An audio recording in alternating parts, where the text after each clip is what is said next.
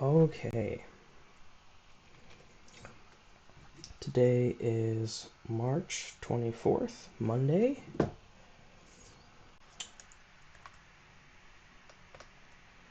There are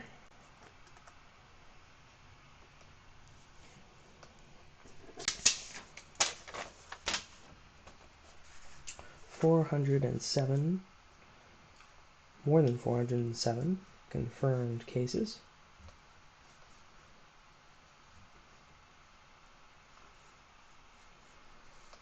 In Spain, now approaching the United States, and the United States now approaching Italy.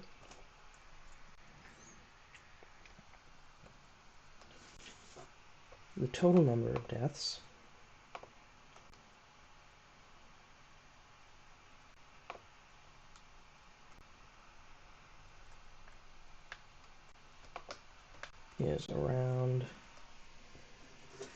is over 18,000, with 104,234 confirmed recovered. What's concerning about this information is Spain. Spain's death toll right now is 2,800, making it a significant portion of the overall global death toll. And when we compare this to Italy, they are catching up. As of Monday, there were 514 cases in one day. To put that in context, there have only been 622 deaths in total in the United States. France is also catching up to this number with 860 deaths in total. Again, you should still compare that to Monday's 514 deaths in Spain. In addition to that, some other news. The WHO actively has misinformed the public. They made a single false claim in the press briefing earlier today. They said that it took 67 days from the first reported case to reach the first 100,000, 11 days for the second 100,000, and 4 days for the fourth 100,000. In reality, we know these numbers are simply spiking because of increases in testing. However, what they did say that is true and very important, as John Campbell reminds us over here,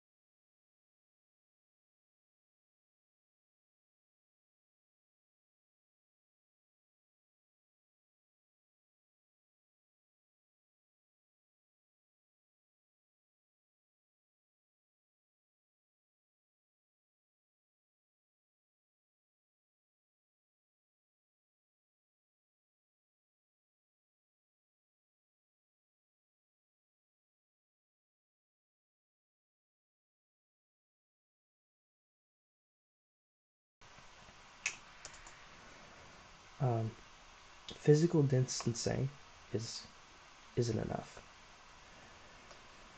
They are defensive measures that won't help us to win. We need to attack the virus with targeted attacks. Oops. Now, this is different than what the rich people would have us believe. According to the Motley Fool, Bill Gates thinks the economy will reopen in 6 to 10 weeks. This is disturbing. There have been no new cases in China for 4 days. This is true.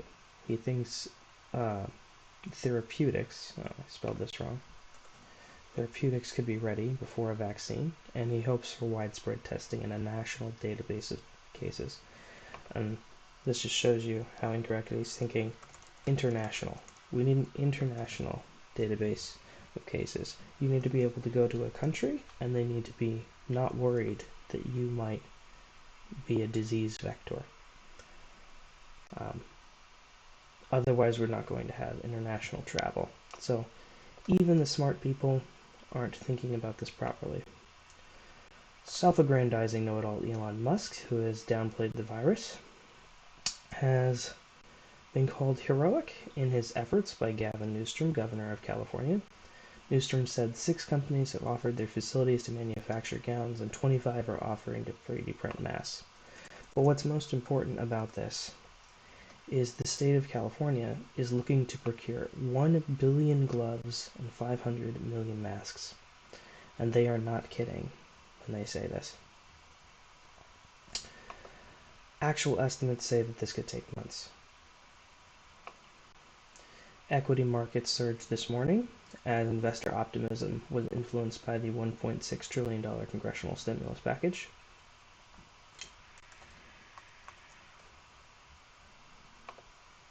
As of right now, no one seems to be reporting that the stimulus package has actually passed.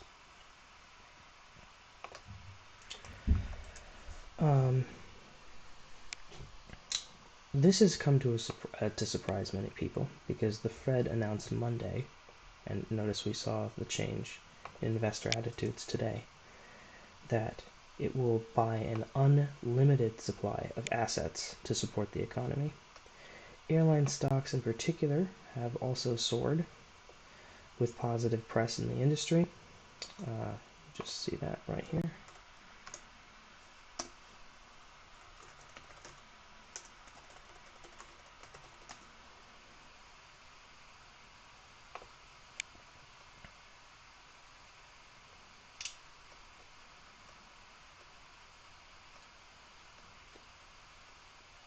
With the exception of the Motley Fool, because they're not fools.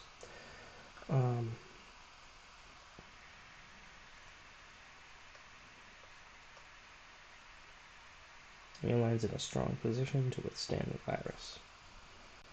And then if we check Fox, oh, well, New York Times, Fox News, Fox Business.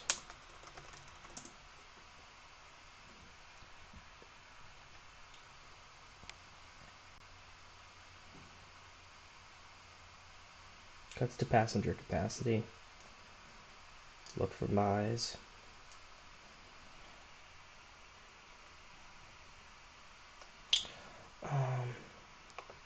Bing has been doing a better job of covering this.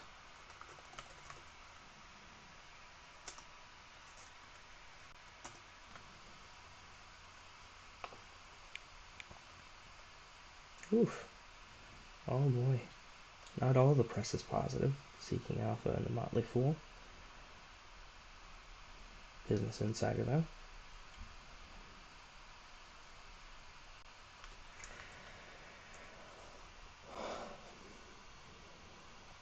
The yield curve on bonds has steepened and commodities have gained. This indicates a long-term lack of investor confidence. The Tokyo Olympics have been postponed until 2021, and specifically they said that it would be no later than. I find that very funny, as if they know. As if they know. An article in Science, published Monday, shows some scientists are worried of overpromising for cures of the coronavirus.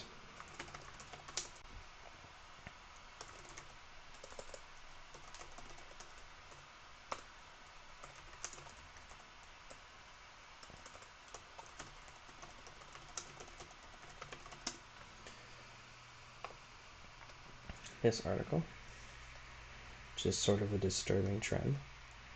To summarize it, he says the PCR, or current testing method, is known to be non-definitive, and he thinks it'll give people a false sense of security. This is very true. The doctor in Wuhan who died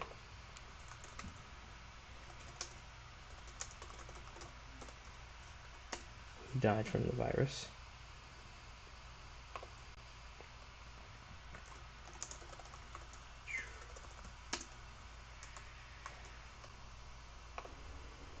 The doctor in Wuhan who died from the virus, who characterized herself not as a whistleblower, but as the one who provided the whistle, is saying early on that this could affect young people.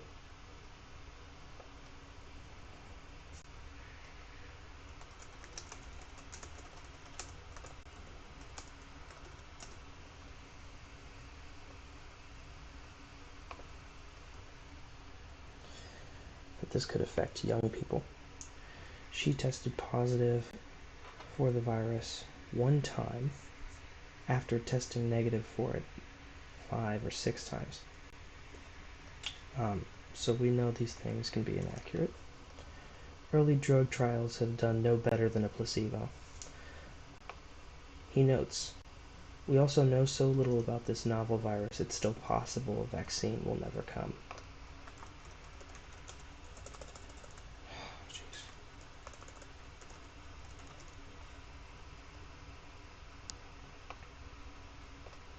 Fortunately, no.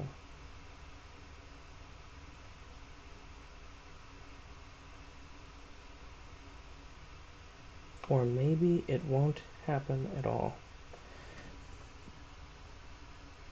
This needs to be reported, and it is not being reported by the news.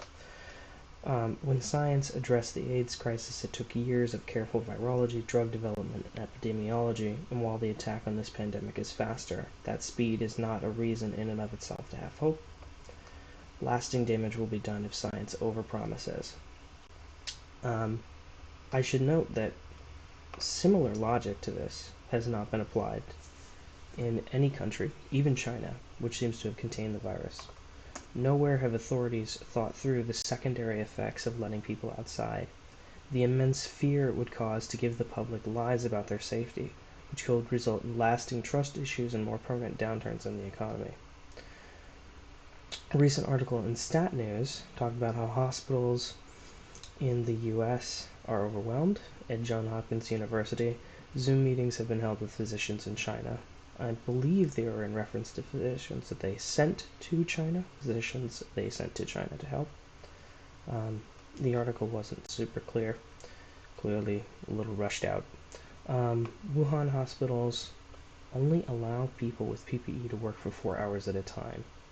This may be relevant in the United States, where we overwork everyone, including our medical people. It should also be noted that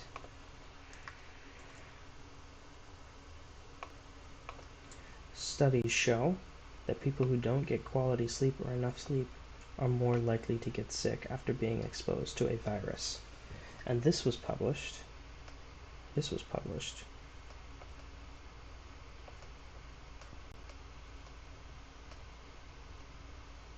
Well, they don't say when. But this was published, I guarantee you this was published before the outbreak. November 28th, 2018. So this is not in reference to this virus. This has been known for a long time. You have sick and tired people. You have sick and tired healthcare workers. They could die. Okay. Diamond, the largest U.S. comics book distributor, has stopped all shipping. The industry has had a drop-off in sales this year, yet coronavirus isn't the only thing exacerbating the problem. Marvel released a new set of heroes called the New Warriors.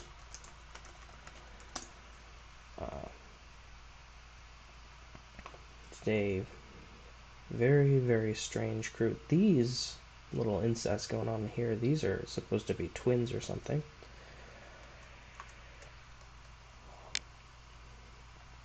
This highlights a disturbing trend in Marvel Comics that shows a complete lack of knowledge as to who the customer is for these products and could cause a significant decline in local small businesses. The mainstream media continues its weekly fake news about a Chinese economic collapse.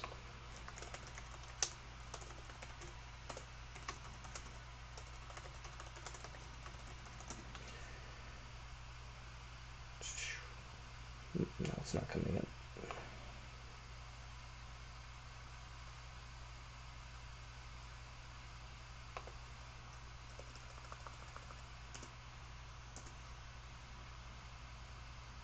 No, it's really not coming up. What the heck?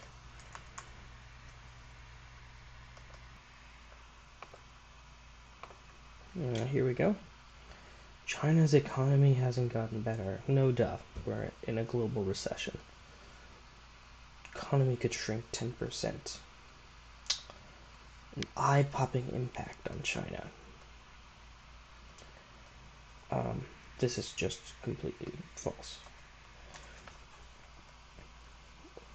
The U.S. is in economic decline. According to Bloomberg, as of last Friday, the total number of American millionaires has dropped from 11 to 10.5 million in the span of a couple days. So it dropped by 500,000 people in a week. People went from being millionaires to middle class, or possibly less. The Fed is concerned about the economic collapse happening in America due to the looming debt crisis.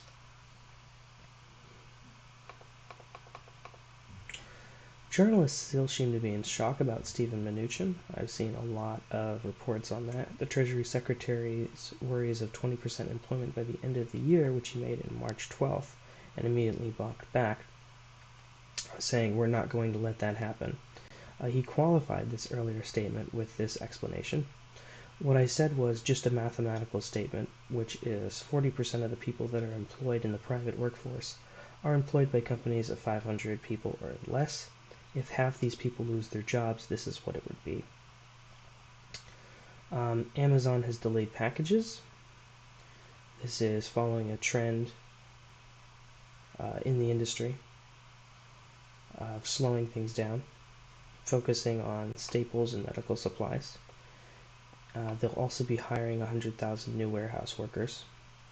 This again is nationally following a trend of increased demand. And that is all for today. Stay safe.